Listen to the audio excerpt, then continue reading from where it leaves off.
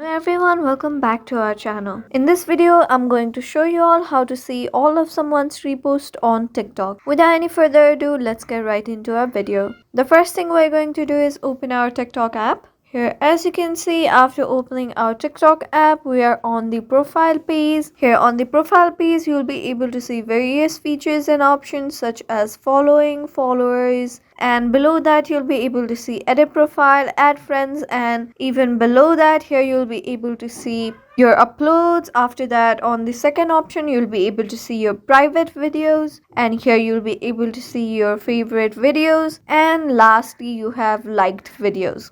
Here, as you saw, there is no such as repost option here, and even if we go to someone else's profile, if we go into someone else's profile, here you'll be able to see their posted videos and their liked videos if it's in public. So as you saw, even in your own account and even in someone else's account, there is no possible way to watch repost videos. Starting from 2022, there is no such feature which allows you to watch reposts on TikTok. Today, this video was here not for any false information, but in fact to provide the information that there is no such way to watch any repost videos. I hope this video was helpful for you. Thank you for staying to the very end of this video. If this video was helpful for you, don't forget to leave us a like and subscribe. Have a good day.